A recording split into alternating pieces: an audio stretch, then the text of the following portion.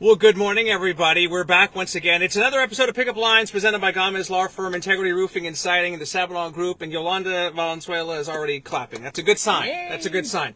We are live inside the all-electric Lexus RZ 450E, courtesy of North Park Lexus of San Antonio and North Park Lexus at Dominion. Did I get everything in okay? I don't know. This is a beautiful car. Thank you very much. The interior is fantastic. They call it Palomino. Palomino. Palomino. Yeah, I have a new one, but it looks a little different. But yeah, it's beautiful. Not a bad place to do a live broadcast. Yeah, this is Lexus. This is a great car. Thank you very much. Thank you very much. It's great to have you here. Excited. I hope I'm not interrupting a luncheon, or because you might have the record in San Antonio of the most luncheons attended, and I mean that in a respectful way. I mean, but seriously, like nobody else goes to more charity luncheons or nonprofit luncheons than you, right? Yes, I go to a lot of luncheons, and they end up being sometimes trainings and then breakfasts and galas, especially if we're the sponsors of the galas. I go to those to promote Kym's Angels because of everything we do. And right on cue, there's the sign in the back, Kym's Angels Foundation, and we'll talk about Kym Rapier and everything in just a little bit. You're the executive director of that foundation, and you're also the CEO of your own consultant, for Alamo City Consultants. I am. Essentially, you wear many hats, but essentially you have built your career as consulting for nonprofits and charities and those kinds of things. Is that right? That's correct, yes. Yeah. Mm-hmm. It's a thankless job sometimes, I would think. It is, but it's so exciting to see lives change. And it could be seniors, children, mental health, whatever the cause is. That's rewarding in itself. Yeah. Mm-hmm. I have been in the room, as you know, a handful of times when lives have been changed, when a monetary gift is given from Kym's Angels, and in most cases they don't even see it coming, or maybe they expected one thing and they get something far greater, or whatever the case. There's a surprise element. I've always said publicly, to this day, I've always wanted to be a game show host, and I think you're probably the closest thing I can think of. Because you literally give somebody else's money away. Right? I mean, it's in layman's terms. Yes. Yeah. And it gets really exciting. Kym is the one that makes it exciting because sometimes, not sometimes, many times we're on live and we're giving 25,000 and Kym turns it into 50. Right. We've been given $1 million and she turns it into $2 million. And it's Kym's heart for the community that makes her do that. Right. Since she was, a child with her own lemonade stand. That's what makes it so exciting, because she's going to give, but she ends up giving more, knowing the need. And after hearing some of the stories at the end of the gift, she ends up doubling it a lot of times. Yeah. And so that's her heart. Oh, it is. Like I said, I've seen it in action multiple times. So Kym obviously is the name. Her name is on the foundation. But I think some people might ask, well, where is she? Why don't we ever see Kym? I think I know why, but maybe you can explain it better. Why don't we ever see Kym Rapier? And it's you essentially are the face of the foundation. Right. At one point, Kym spent, I think, 4 years straight in Italy. Yeah. Houses in Italy and France and lots of other places, Cyprus. She has a house in San Antonio, but she's not in San Antonio a lot. She's in Colorado more than she is here. And she's gone to several different things or dinners, or she's visited different agencies and even the dogs. And but for the most part, she is in Colorado and maybe in France and Cyprus. And so I'm sort of her eyes and ears, and she makes the determination on who gets the gifts. I just tour the different agencies, bring it back to her, and she'll say, no, yes. Yes, no. So you do the reconnaissance work, and you have a relationship where she obviously trusts you, and you've got decades of experience in this area, in this world. So you'll tell her, this is a go, this is not a go, it's as simple as that. Right. And so my tour, from what I have heard from different nonprofits is a little bit different because I was with CASA for about 15 years. Child Advocates of San Antonio, yes. As a vice president of programs and operations. Right. And so worked almost all the different positions while I was there. And therefore, you know, that's how I can consult with Alamo City Consultants. But I go in there and I ask questions that a lot of funders don't ask. Because I lived on the other side for so long that I'm able to ask some questions. You know, if you tell me you served 1,000 people, are they unique, or do you serve the exact same 1,000 every month? Right. You know, or whatever. I can ask questions that sometimes don't get asked, and I get told that, like, you ask very different or difficult questions. Right. That's a good question. Yeah. But that's my job from Kym, because Kym's a nonprofit guru. She's been doing this a long time. Right. She had Kym's Kids before, nonprofit, and so it's my responsibility to make sure and look under the rock and everything else. Cross all the T's, dot all the I's. Absolutely. Is it safe to say, do you get approached or a request from somebody somewhere every single day? Multiple times a day, probably. Every day. Every day. And it may, sometimes I also get requests. Like at 8 p.m. last night, somebody contacted me and they sent me a picture of somebody that had fallen. And anyway, they had cancer and they needed some help because they were going through some treatment and just having a hard time. And I'm online with Thrival Cancer, Aaron, and then this person is advocate for them, and that happens probably twice a day, where I'm trying to connect one of the nonprofits that could help these individuals that have whatever need. So I do that quite often. So I don't think people realize, I don't know, you call it Kym's Crew, or you have it set up to essentially, not everybody may need cash or money, but because you've touched so many nonprofits over the years that can offer different services, maybe it's housing, maybe it's clothing, maybe it's groceries. You instead of writing a check every time, you can tap into that. Right. So on Messenger, I do have a group called San Antonio Kym's Crew, and in that group, I have most of the nonprofits that we have funded in the last 5 years.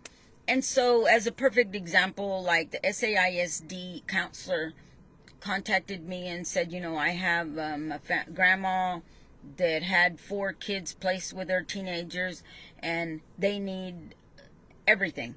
And the grandma's living on Social Security, and these kids are in CPS care, but they didn't know she was behind 2 months on her rent, 2 months on her electricity, and they don't have clothes and backpacks in school.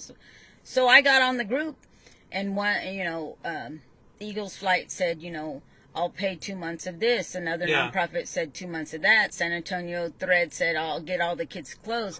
Blessed Angels, King's Compassion, and Grandparents Raising Grandchildren said, I'll get groceries. Wow. And Day One Bag said, you know, I'll give them the backpacks that they need. And it just went on and on and on. And then I was able to email the counselor and said, here's what we're going to do. This happened in the last 5 minutes. But how great is that? That you amazing. have that community. It is amazing. And Kym Rapier would not allow one of the nonprofits to be funded unless they are agreeable to be collaborative. Excuse me. Collaborative and a partner, because that's what we like. We like when the nonprofits help each other. You know, if one of them has a child that needs this, or, you know, it just, it works out so well, where people aren't territorial. It's more like, you know, they share to help. There's so many nonprofits, but that's great that you don't just show up and you do the check presentation and disappear. I mean, there's that follow-up. There's that follow-up, and there's got to be accountability, too, I would think. Absolutely, yes. You got to make sure that money is spent well. Okay, did you grow up in San Antonio? I was born in Germany, and then we made our way over to San Antonio. And because your father was in the military. Yes, my father is a retired command sergeant major. He retired from Fort Sam. His last post was Fort Sam. and you know, the story just, he had a second grade education and got as high as you could as an enlisted E9 command sergeant major. So I see him as a hero, and I watch what he does. And my mom worked for like Mission Road Development, and she, you know, helped those with special needs. And so I have great parents that were perfect role models. They were good role models, you know, and there were things that were tough sometimes when he was away and came back with PTSD and came back with some issues. And so we got through all that, and they're great. They're great role models, and it's because of their role modeling my heart is where it is. Now, both your parents still around? My mom died 33 years ago of cancer. Okay. And my dad will be 94 years old on October the 11th. And this Thursday, this Thursday, I'm taking him to the driver's license place to renew his driver's license. Well, I laugh in because you call him Mr. Shenanigans, right? Yes. Is there a specific reason you call him that? Because he gets in trouble more than a teenager, and he doesn't know that I have the air tags in both his vehicles and his scooter. There's 4 streets on it, and he rides around because we got to see where he's at. And sometimes he'll say, "I've been home," and I see that thing moving, and and so, you know, we catch him, and I love it. And I don't know if he's gonna get his license Thursday or not, but if you don't hear from me, he probably didn't. And go find somebody, send me out for Yolanda looking for me. He's gonna be very upset. We'll send a crew out on Thursday. But he still drives on his own, and I drove with him yesterday, and like he drove perfect. Okay. And he lives on his own and takes care of himself and cooks, and there you go. We take him to, you know, the different things he needs to go to and whatever. But they are my role models. God bless him. So, for his service, I was going to say, how old were you when you moved to San Antonio? Were you young? I was young. Mm-hmm. I heard a story that you were approximately 7 or 8, and that you were, I don't know if this was in Germany or in San Antonio, where you saw a neighbor that did not have groceries one day. And you took it upon yourself, I think with a friend's help, to do something nice for her. Right. I was younger than that, but it was about, I was 7, I was 8, and she was 6. Lisa Green was her name. And we heard about this lady. She lived 3 houses away from the elementary that we walked home from. So here in San Antonio? Mm-hmm. Oh, okay. And Miss Mercado was her name. And we heard that she didn't have groceries. And back in the day, honestly, we didn't have harm to look out for. So I got my wagon, and we got those brown, they used to have the brown grocery bags at the commissary. And we took the wagon down my street, me and Lisa. We knocked on the door and we said, "We know this lady that needs food." And they didn't even question it. They just handed us macaroni or peanut butter or whatever. Right.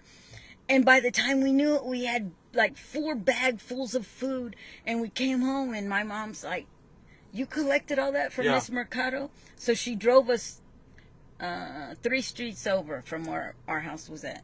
And we gave them to her. And that was the first time that I did something like that. And I was young. And I just wanted to give. I just wanted to make her life better. And she started sobbing. And it was great. It was great. And I knew that psychology, and that was my I was running for it. But you had to be in like 2nd or 3rd grade at that time. I mean, is that all because of your parents? How do you have the mindset at that young age to see something like that? I mean, how many kids would just see that and walk by or not even think about it?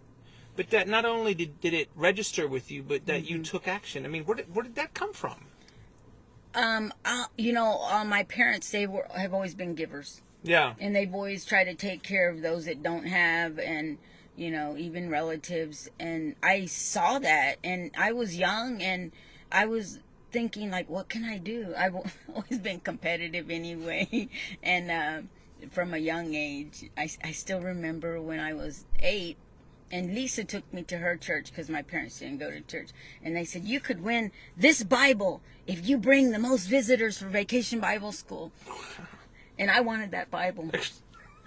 And I have, I was picking every kid. I was knocking on all my friends' doors that from all the ages. By the time Vacation Bible School had ended, I had brought 55 kids to Vacation Bible School, and I still have that Bible. I won that Bible. I was in 3rd grade, but I've always been, of course you did, competitive, and so it's stuff like that. Never a doubt. Never a doubt.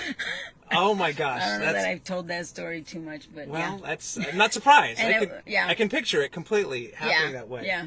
I know that education has been very big for you. We were on the Raphael court together here. Look, I have my Raphael. Oh, now look! Now I feel bad. Raphael 75. Let your light shine. Let your light shine. John McFadden's not going to be happy. It was so fun. It was so fun. Wasn't it? I was blessed to be chosen by John in the court to participate and be on Raphael 75 Diamond Jubilee Court. First ever philanthropy minister, and obviously Kym's Angels blessed us on a day that we will never forget with a mega donation. And you were there, we were there together last month when the scholarships were handed out to a number of kids in our area, and we'll do a few more trade school scholarships in September.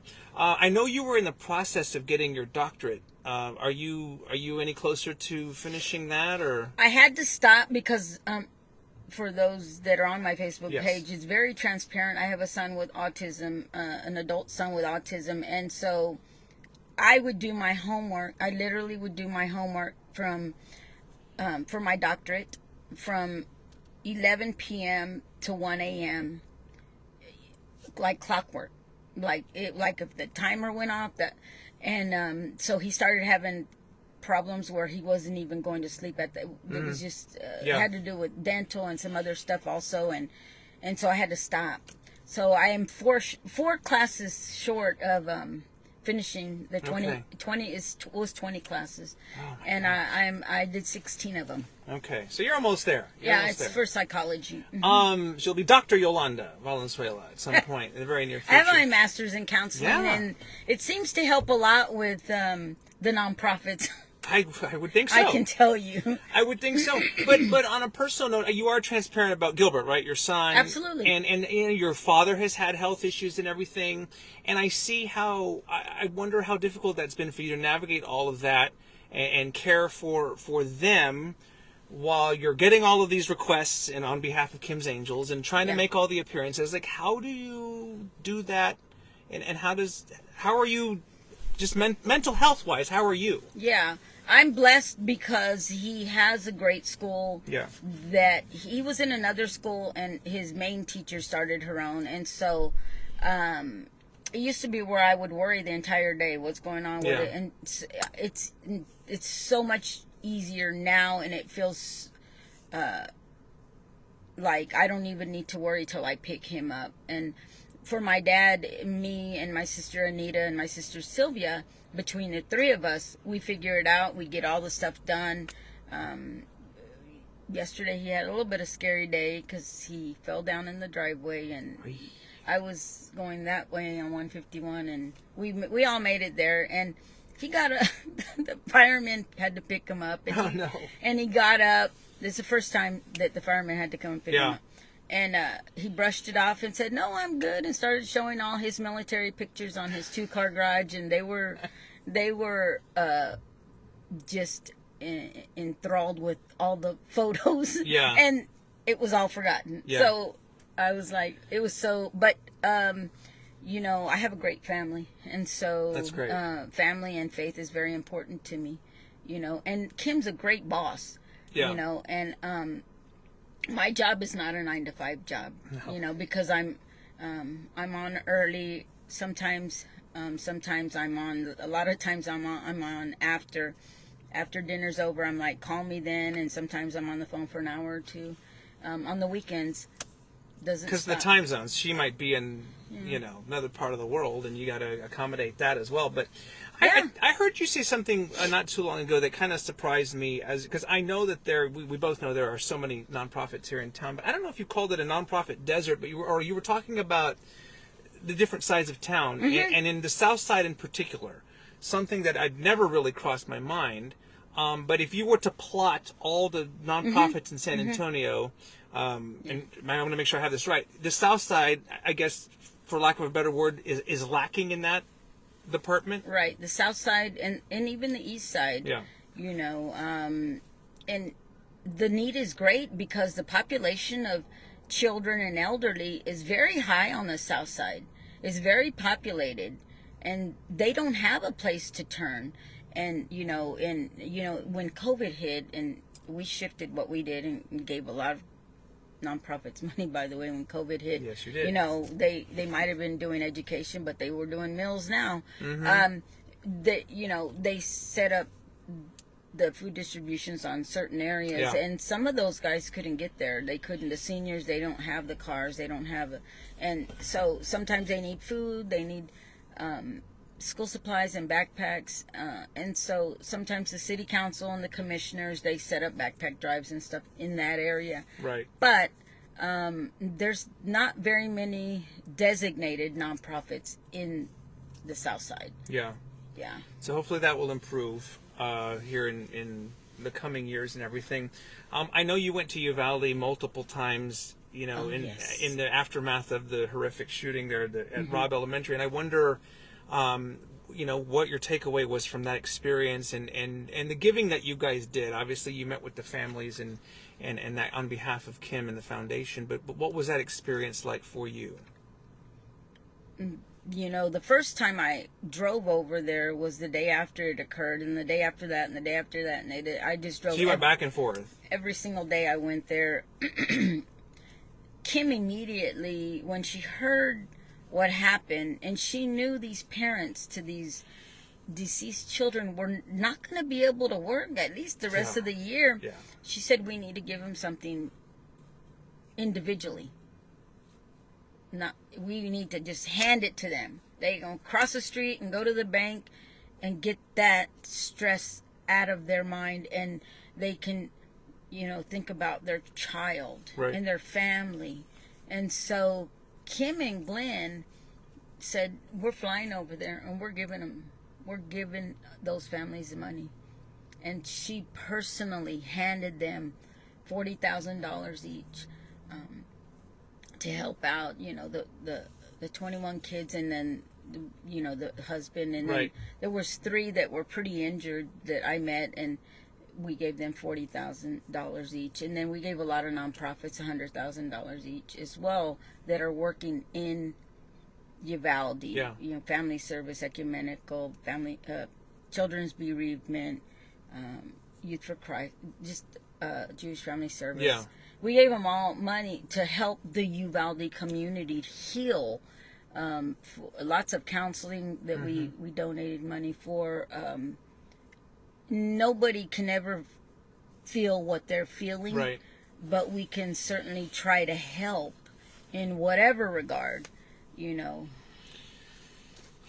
Well, it's to lift that financial burden. I mean, when you're talking about planning for funerals and just those, like you said, you can't go to work after that. So that I know that you were there, and I know that you've been honored countless of times in your trophy case or room, or maybe you need a wing at your house for all the stuff you have. But I know you brought a couple of awards here with you that are meaningful to you. You had asked. They're pretty.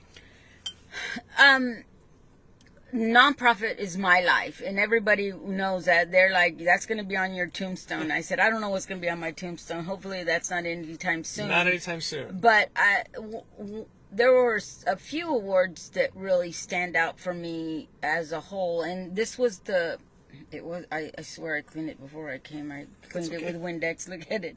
And anyway, this is a Corporate Philanthropy Nonprofit Award that I received in 2016. Right. And there wasn't that many that were given out back then from the Business Journal.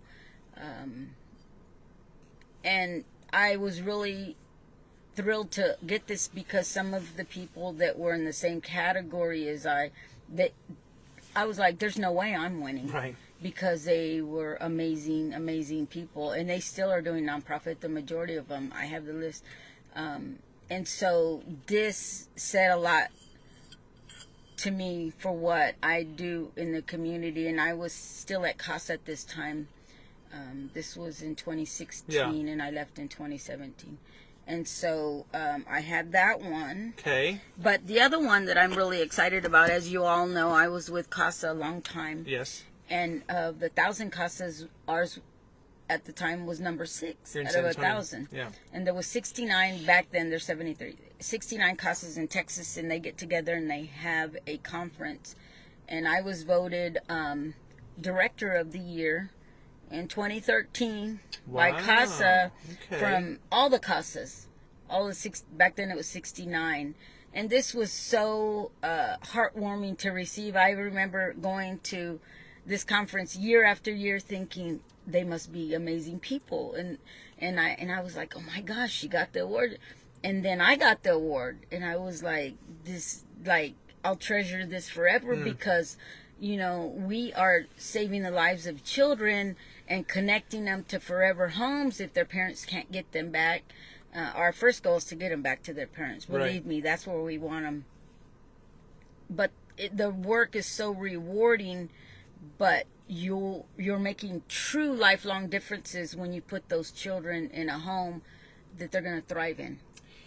Yeah, I've said this before, and maybe at one of your presentations, where you make a gift, but it might be years or decades before you see the true impact of the gift. Yeah. Because you're talking about a young child, and then now they have this new lease on life, and you never know. You hope it turns out in a positive way, but it might take many years to figure that out. Absolutely. One of the most known cases in San Antonio is Giovanni Ochoa case. That was my case back in December of 2003, I believe. And he had 2 siblings, sisters, and then 5 cousins that they were all in the home. And the difference is Judy Steller, she was a fighting advocate. She was so good. Yeah. She follows the kids very closely even to this day, 20 years later. And some of those kids went to Brown University. They all graduated. Ivy League. They all graduated from universities. Wow. They were put in homes that loved on them, that knew that they had this trauma of this Giovanni being starved. They watched their cousin and their brother being starved. He was the pictures. I still have them ingrained in my head. Just skeleton on the table. But those kids were put in homes outside of San Antonio, and she followed them. Yeah. And they're thriving. You know, they're doing great, and that's what it's about. Yeah. That's what it's about. Well, I mean, I'm married to a social worker, and Yeah. so I have a soft spot in my heart for people like you who, again, you're not getting rich off of this necessarily, and it's not a 9-to-5 job to say the least. It's not always a Monday through Friday job either. I know some people are commenting and saying some really nice things about you and people that have been perhaps impacted by everything. Is there one or two moments that in your nonprofit experience, or maybe your time with Kym's Angels, that even surprised you, where maybe you were moved to some kind of emotion or just exceeded your expectations? The first person, I'm going to show this Show picture the real Kym and quick. Glenn. I'm going to show, this is a new picture I got made, the new canvas. Wow. It's the updated canvas, the first time it's being shown. Hey, it's an exclusive. It's exclusive. Look at, we have, Very nice. it's the first time it's being shown. It Okay. was recently taken. And I always have them done in canvas because they travel with me to all my tech presentations. Kym brought me to tears. We had a conversation. I had left CASA and some other stuff, whatever. And people don't know this other part of Kym. They know she gives a lot of money. Right. And they know, like, her heart is huge. Like, a lot of foundations, I know right now that a lot of foundations have cut what they're giving in half. A couple of them has sunsetted, which means they're done. Yeah. And we're changing a little bit of, I think we're going to, some of them do every other year. So if you received in 24, you're not receiving it in 25. Got it. Stuff like that. Okay. But we had a conversation, and I shared some stuff with her, and she just brought me to tears. And the heart she has is not for just nonprofits. Like, she cares for the people, for the community. Somebody like that, like she had a big shindig in Italy, and she's like, I'm gonna take my cooks, I'm gonna take the nursery people, the landscaping people. She flew them to Italy, had them there for a week, paid for it, flew them back. Like, she doesn't forget anybody. Yeah. Everybody's important. You don't have to be some big wig. She has a heart like no one I've ever met. So she's the first one that really brought me, and to this day, it almost makes me weep. Get a little choked up. Yeah, yeah. But there's stories, when I hear what the nonprofits are doing for these kids and for the seniors. Kym was out there handing each car $100 bill. I remember that. It's at the gas station, the lady, right? Well, that was another time. Oh, another time. Okay. At Blessed Angels. Oh, and the yes. lady was literally on her phone. It was on the little dock. And she started crying, and it said CPS Energy. And she said, I was trying to make arrangements because they're going to cut my electricity off. So Kym gave, instead of giving her 100, she gave her several hundred. And another lady's like, I had to skip my diabetic medicine, for every other week instead of every week or whatever she did. Yeah. And Kym gave her extra also. But they started crying because they said, you could be saving my life. And this is what it's about. Yeah. It's about making change and, helping those that truly can't help themselves. Yeah. And, they're reaching out, and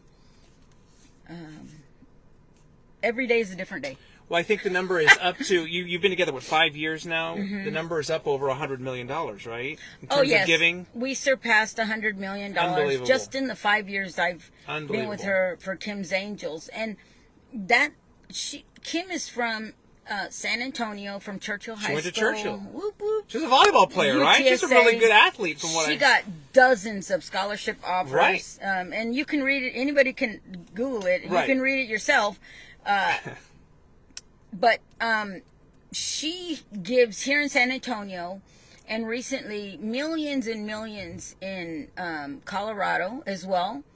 And she's given in the Virgin Islands for cancer. She's $500,000 to the seniors in France, 2 different orphanages in Africa.